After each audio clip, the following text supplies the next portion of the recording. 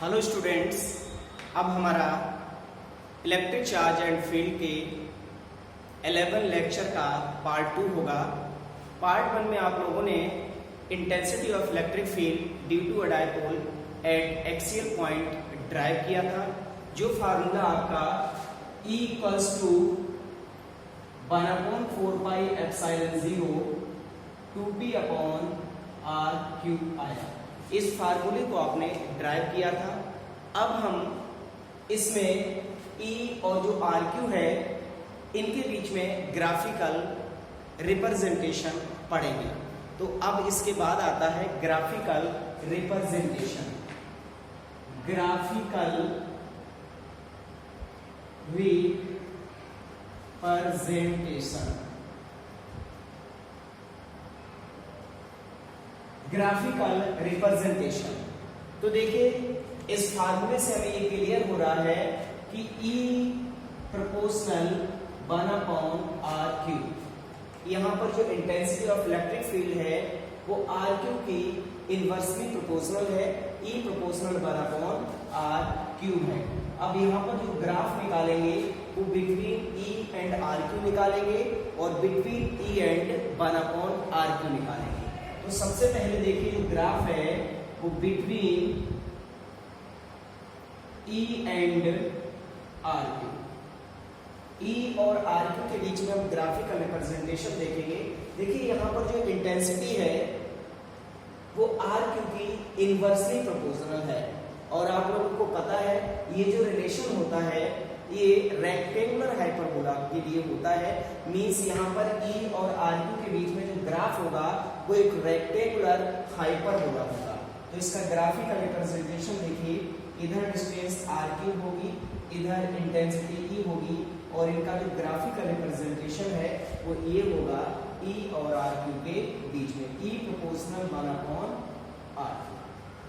ठीक है, तो ये ग्राफ आपका क्या हो गया, रेक्टेंगुलर हाइपरबोला। इसके बाद आता है बिटवीन E एंड 1/r। अब आता है सेकेंड नंबर में between E and 1/r। Between E and 1/r। तो यहाँ पर देखिए, इधर ये 1/r³ आएगा, इधर E आएगा। अब यहाँ पर देखिए, जो E है वो 1/r³ के डायरेक्टली प्रोपोर्शनल है, और ये जो रिलेशन होता है वो एक स्ट्रेट लाइन के लिए होता है जो ओरिजिन से पास होती है। तो यहाँ पर E और 1/r³ के बीच में जो ग्राफ होगा वो एक स्ट्रेट लाइन होगी पासिंग थ्रू ओरिजिन। तो यहाँ पर देखिए, जो ग्राफ आपका बनेगा वो ये होगा, straight line passing through origin, ये ग्राफ बनेगा। तो ये between E and RQ graph rectangular hyperbola हो गया, और बिटवीन E एंड 1/r जो ग्राफ है वो passing through origin straight line. चलिए, तो अब हम इसमें नेक्स्ट डेरिवेशन को करते हैं।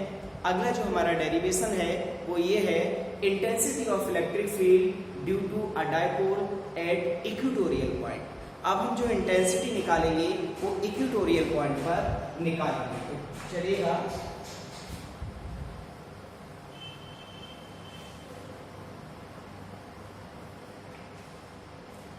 इंटेंसिटी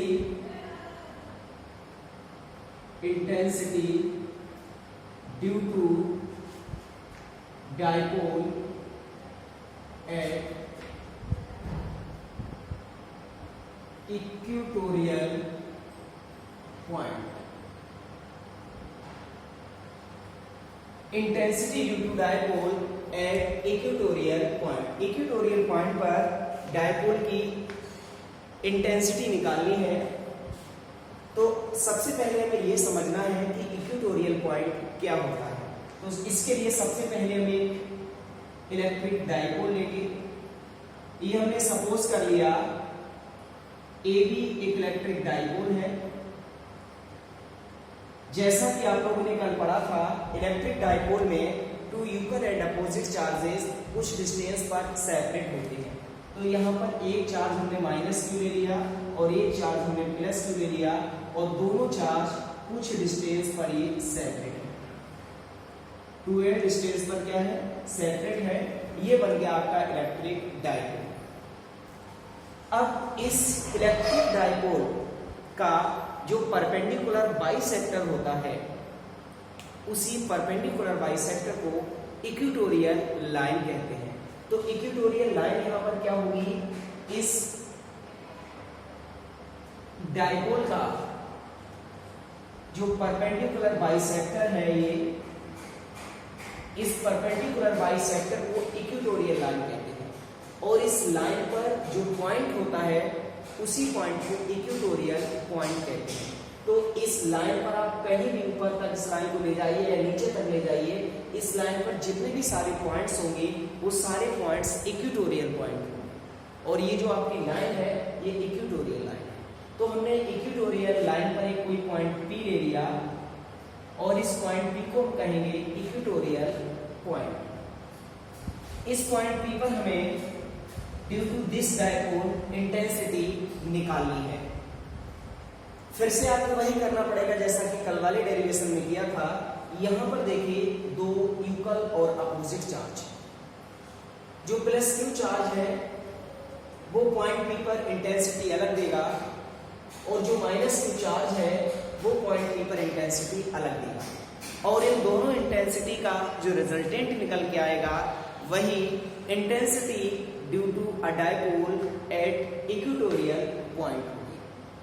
तो हमने सपोज कर लिया due to this dipole, due to this plus Q dipole at point P जो इंटेंसिटी है वो E1 है, और इस इंटेंसिटी की जो डायरेक्शन होगी वो अवे फ्रॉम चार्ज होगी, क्योंकि ये देखिए आपका पॉजिटिव चार्ज है, और आपको पता है ड्यू टू पॉजिटिव चार्ज जो इंटेंसिटी होती है वो अवे फ्रॉम द चार्ज होती है।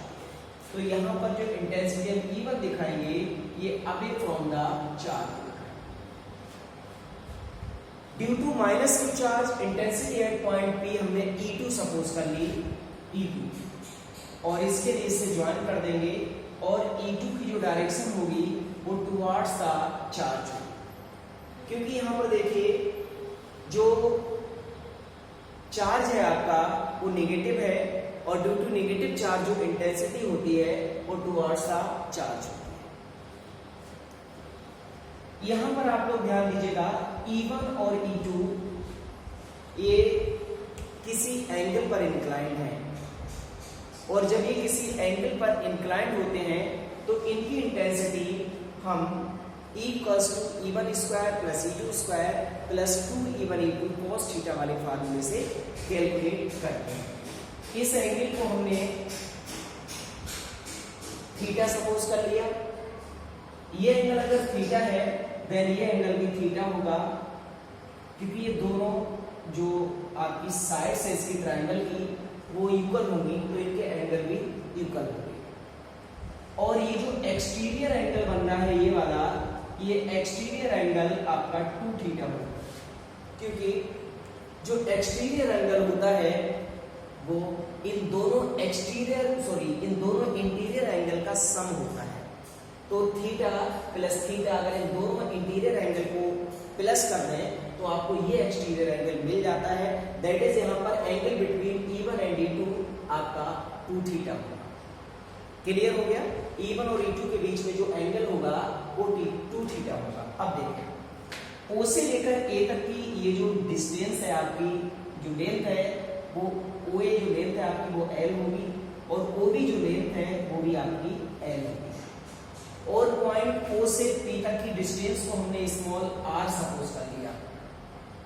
देन बाय पाइथागोरस थ्योरम जो PB डिस्टेंस निकल के आएगी ये r² + l² का स्क्वायर बन जाएगी। आप पाइथागोरस थ्योरम लगाएंगे तो r² + l² का स्क्वायर बन जाएगा। सेम ऐसे ही यहाँ पर आप PA की वैल्यू निकालेंगे तो ये भी आपकी r² + l² का स्क्वायर बन जाएगा। ठीक है, तो ये डिस्टेंस आपको PA और ये डिस्टेंस आपको PB पता चल गई, दोनों डिस्टेंस बिल्कुल सेम। अब हम पॉइंट P पर नेट इंटेंसिटी निकालते हैं। नेट इंटेंसिटी से पहले आपको E1 निकालना पड़ेगा, E2 निकालना पड़ेगा। तो देखिए intensity at P due to plus Q charge, due to plus Q charge, इसे E1 तुमने सपोज किया है E1 है और ये आपका 1/4 pi epsilon 0 Q upon RQ। RQ means distance का Q, डिस्टेंस यहाँ पर PV है तो यहाँ पर आपका हो जाएगा PVQ और यहाँ जो इसकी डायरेक्शन होगी वो फ्रॉम B टू B होगी। आप लिखना चाहें तो आगे इसमें B to P, B arrow पे इसकी डायरेक्शन लिख सकते हैं।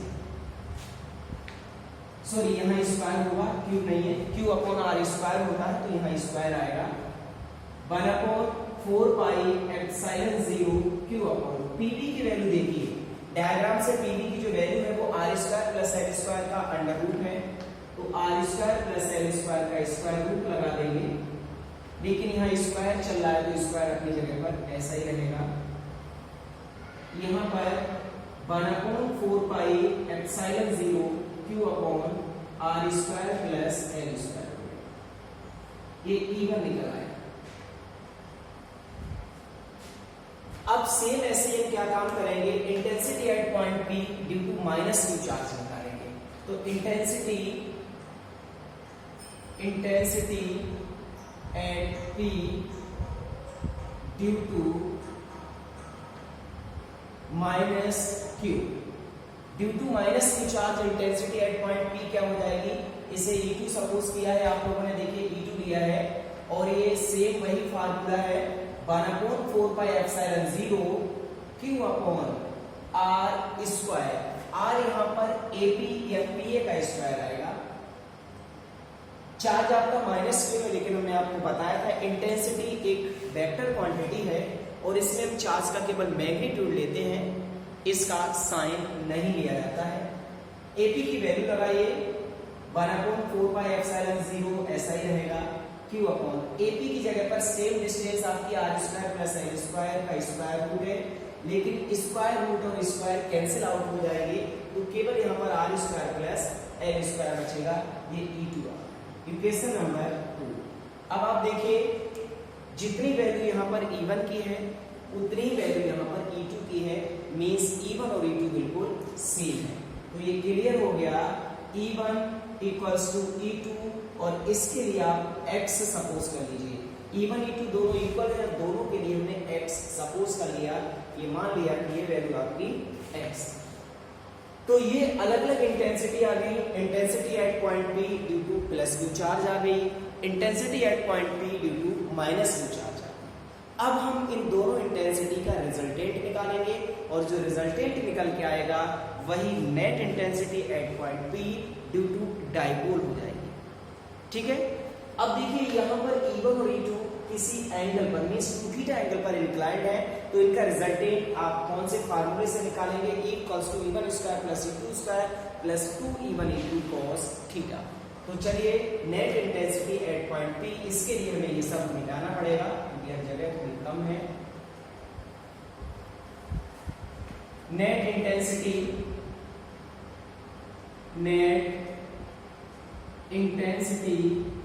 एट P, P पर नेट इंटेंसिटी कितनी हो जाएगी, E=E1 square plus E2 square plus का 2E1 E2 cos 2θ।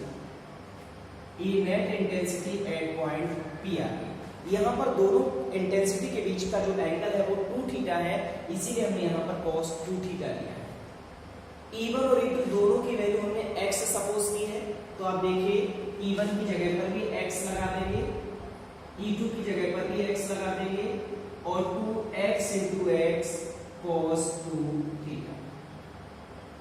ये आपका 2x स्क्वायर हो जाएगा, x square plus x square 2x square हो गया और प्लस 2x स्क्वायर cos 2θ। यहाँ से 2x स्क्वायर हमने कॉमन ले लिया, 1 प्लस cos 2θ,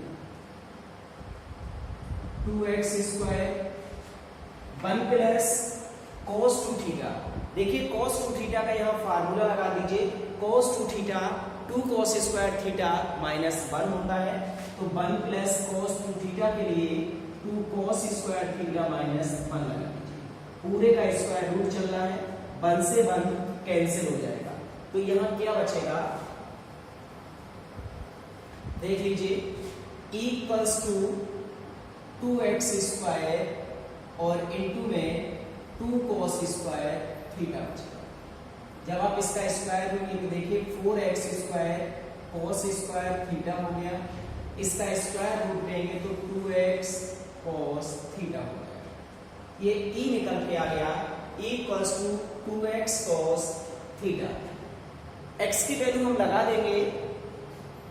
अब यहां से cos थीटा की वैल्यू देख लीजिए। सबसे पहले मैं x की वैल्यू लगाते हैं 2, और x की वैल्यू आप इक्वेशन बने इक्वेशन नंबर 2 से देख लीजिए। x की वैल्यू 4 पाई epsilon 0 q upon r square plus l square. यहां से देखिए cos थीटा कितना है, cos थीटा इस ट्रायंगल से देखिए POB ट्रायंगल से cos थीटा क्या होता है, बेस अपॉन हाइपोटेन्यूज होता है। बेस यहाँ OB हो जाएगा और हाइपोटेनियस आपका PB हो जाएगा, OB अपॉन PB आ जाएगा। तो ये आ गया 1/4 पाई एप्सिलॉन 0 इनटू में Q upon R square plus L square, और इनटू में ये 2 तो इनटू में चल ही रहा है, और OB की वैल्यू देखिए L है और PB की value R square plus L square का स्क्वायर है। तो ये आपका 1/4 पाई एप्सिलॉन 0 और Q अपॉन, देखिए R square plus L square की एक पावर यहाँ पर है और R square plus L square का स्क्वायर रूट यहाँ पर है। स्क्वायर रूट का मीन्स पावर हाफ होती है, एक पावर ये और हाफ पावर ये, दोनों पावर को जब हम प्लस करेंगे, क्योंकि मल्टीप्लाई में पावर प्लस हो जाती है, दोनों को जब प्लस करेंगे तो हाफ और 1 को प्लस करेंगे तो 3/2 आएगी। 1 प्लस 1/2 दैट इज 3/2 आएगी। तो यहाँ पर Q upon R square plus L square की होल पावर 3/2 और इनटू में आपका 2L। यहाँ पे 2L इसलिए लिख दिया, ये जो 2 इधर था मल्टीप्लाई में उसमें L के साथ लगा दिया, Q इंटू 2L कर दिया। ठीक है, अब Q इंटू 2L आप जानते हैं P होता है, Q इंटू 2L आपका P होता है। सो यहाँ लिख दे रहे हैं इक्वल्स टू 1/4 पाई एप्सिलॉन 0 और Q इंटू 2L हो जाएगा P और नीचे R स्क्वायर प्लस, अब यहाँ पर भी थोड़ा ध्यान दीजिए, फिर से वही चीज आ गई, यहाँ R square plus L square आ रहा है। यहाँ पर भी जैसा कि हमने एक्सियल वाले में किया था, हियर जो L स्क्वायर है वो much less than R square है। आपको एक लाइन लिखनी पड़ेगी, L square is much less than R square, so L square can be left. हम L स्क्वायर के लिए क्या करेंगे, लेफ्ट कर देंगे। जब L स्क्वायर लेफ्ट होगा तो R स्क्वायर की होल पावर 3/2 हो जाएगी, 2 से 2 कैंसिल हो जाएगा और इक्वल्स टू आ गया 1/4 pi epsilon 0 P upon R Q। ये आपका intensity of electric field due to dipole at equatorial point आ गया। देखिए जो इक्वेटोरियल में इंटेंसिटी उसमें केवल ऊपर P आ रहा है, और जो कल आप लोग ने लेक्चर जो इसके फर्स्ट पार्ट में जो इंटेंसिटी एक्सियल पॉइंट पर निकाली थी उसमें 2P आ रहा था। इन दोनों में बस यही फर्क है, इसमें केवल P और उसमें 2P है। तो ये हमारा फार्मूला हो गया equals to 1/4 pi epsilon 0 P upon R Q। इसकी डायरेक्शन हम यहाँ शो कर देते हैं। देखिए इनकी जो इंटेंसिटी E होगी वो E1 और E2 के कहीं बीच से पास होगी, ये E1 और E2 के बीच से पास होगी। यहाँ पर इसकी जो डायरेक्शन होगी वो E की E होगी। तो डायरेक्शन E की क्या हो जाएगी, parallel to AB from B to A। जो डायरेक्शन ऑफ E होगी वो parallel to AB from B to A हो जाएगी, ये इसकी डायरेक्शन हो गई। तो ये आपका intensity due to a dipole at equatorial point proof हो गया 1/4 pi epsilon 0 P upon R to the power 3। अब यहाँ पर हम इसका भी ग्राफिकल रिप्रेजेंटेशन करेंगे। ठीक है, तो अब हम करते हैं ग्राफिकल रिप्रेजेंटेशन।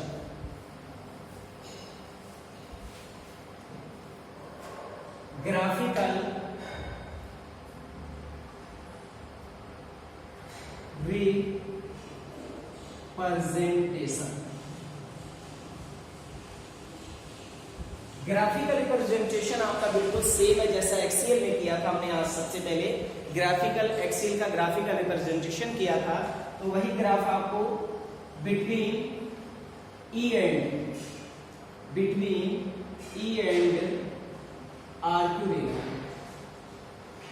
देखिए फार्मूला आपका E equals to 1/4 pi epsilon 0 P upon R cube है।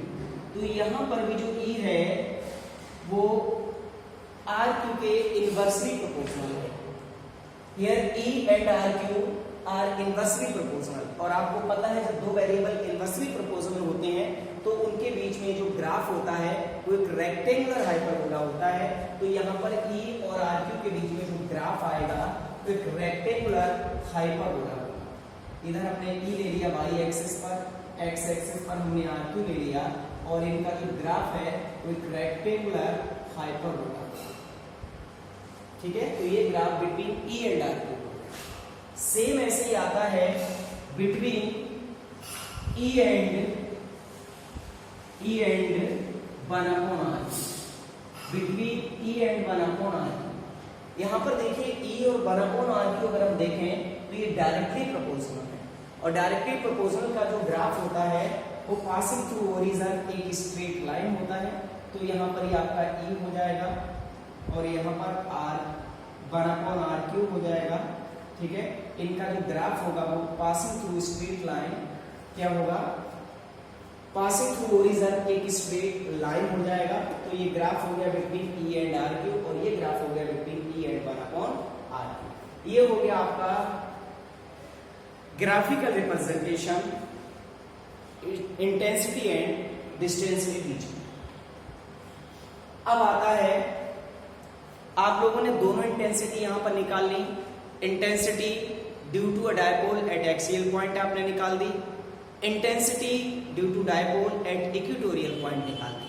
अब हम दोनों इंटेंसिटी का कंपैरिजन करेंगे कि इक्वेटोरियल इंटेंसिटी और एक्सियल इंटेंसिटी के अंदर रिलेशन क्या होता है। ठीक है, तो अब अगला जो हमारा टॉपिक होगा कंपैरिजन ऑफ इंटेंसिटी या comparison of electric field between E and 1/r²। Comparison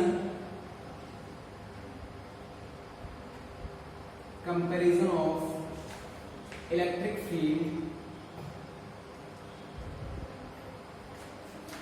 between axial and equatorial point. Equatorial और एक्सियल पॉइंट पर हमें इंटेंसिटी का कंपैरिजन करना है। तो सबसे पहले हम इंटेंसिटी एट इक्वेटोरियल पॉइंट निकाल देते हैं। ई इक्वेटोरियल EQUT हमने ले लिया, और ये आपको पता है 1/4 pi epsilon 0 P upon R³। ये intensity due to dipole at equatorial point होगा। सेम आपको intensity due to dipole at axial point मिलता है। एट एक्सियल पॉइंट यहां पर आप लिख दीजिए एट इक्वेटोरियल पॉइंट, इक्वेटोरियल